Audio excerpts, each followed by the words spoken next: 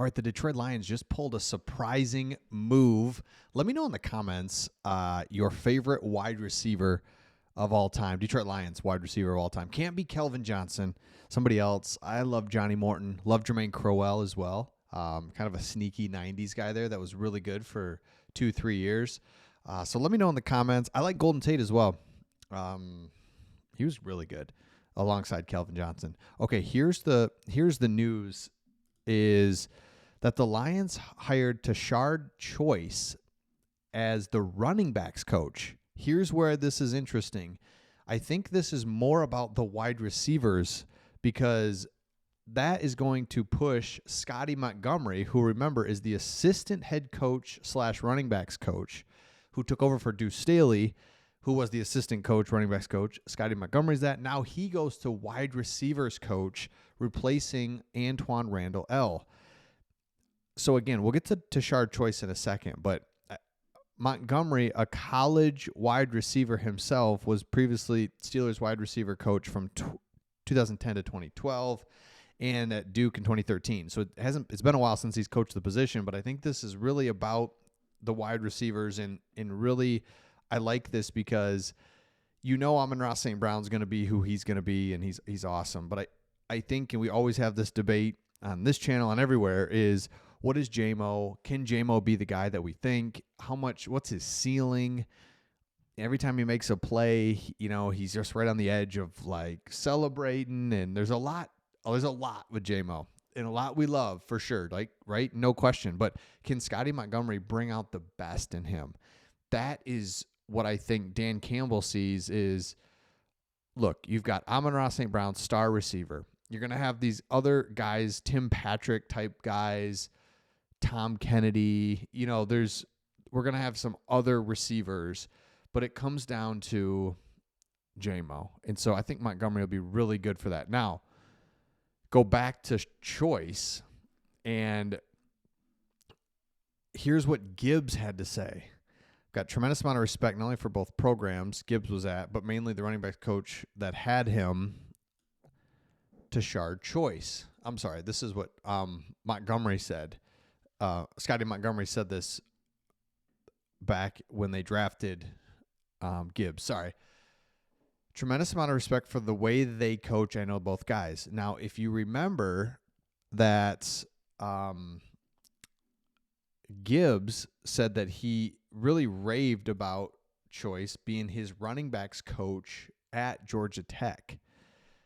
And so kind of going all in with Gibbs. Not that we weren't already. I mean, he's incredible, and he's our guy.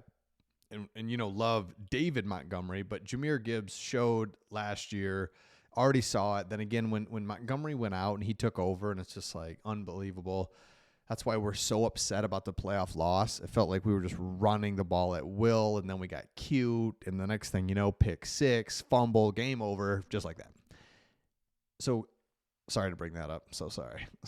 Why did I bring that up? Gibbs, though, hey, why not? He's incredible part of our team. He's really the engine of our team all of a sudden. Gibbs, it feels like. For a minute, it was Amon-Ra St. Brown there for a long time. And now it just feels like Gibbs. Get him involved in screen, draw, handoffs, of course, out of the backfield. So why not bring in his coach that he knows, likes, to coach him up even more? I love it. So now if you look at it, kind of rounding out the coaches is you've got the offensive coordinator, defensive coordinator set. Mark Brunell stays. Choice is now the running back coach. We talked about Roll. I think that's how you say his name. Tight end coach. I don't know much about him. And then Hank Fraley is back as well. Montgomery stays as well. So really, on the offensive side, of course, you have a new offensive coordinator. But the more we dig into him, the more we really like what John Morton is bringing back to the Lions, and what he did with the Broncos this year with the rookie quarterback. And then you pair that with guys that have been around the Lions, Fraley, Montgomery, Brunell. So that's just that's nice to have. And on the defensive side, they've got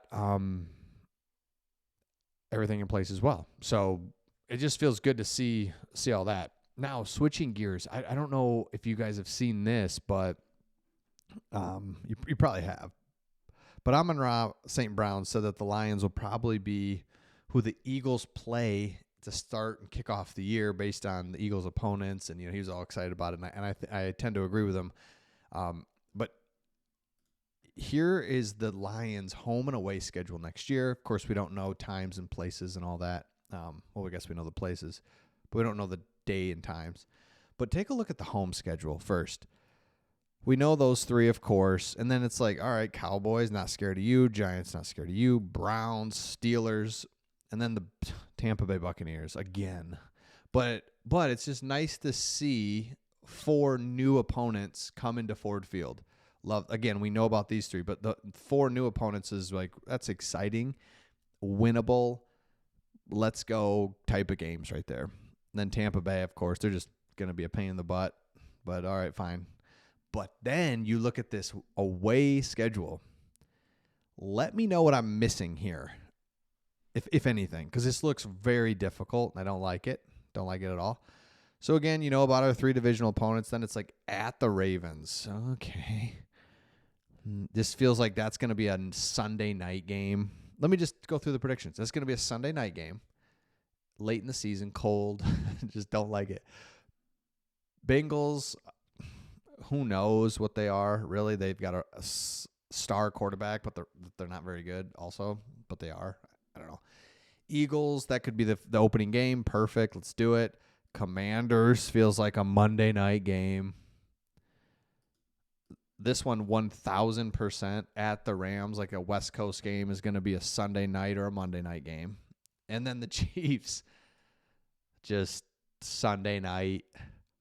For whatever reason, they all feel like they're going to be late in the season, too. It feels like it's going to be cold and dark. I don't know. Just worst case scenario, I guess, in my own head of what's going to happen. So anyway, home schedule's great. Away schedule, jeez. The Bengals, I guess, would be it. The only team that you're like, all right, I guess. Other than that, pretty rough. And we know about the division. And I will say about the division, it feels like the Packers, we kind of know who they are. We kind of know who Jordan Love is. We kind of know, which is a good thing, meaning they're a good team, but when they play good teams, they're not. If that makes sense. They can't. I just feel like I know where the Packers are. Let me know in the comments. I feel like I know that the Vikings are just, they look like they're better than they are as well. I mean, I think the defense causes problems. The Vikings remind me of the Michigan Don Brown defense. When they're playing a lesser opponent, they just kill them. They do all this stuff defensively. They're doing all the weird things. It's hard for a lesser opponent, but Jared Goff is so comfortable against them, so we just know what to do against them. And then the Bears, I don't know. That's the only wild card one. It's like Bears, I just want to say that they're going to suck, but I don't think they're going to with Ben Johnson. So let me know your thoughts, and we'll see all of you on the next one.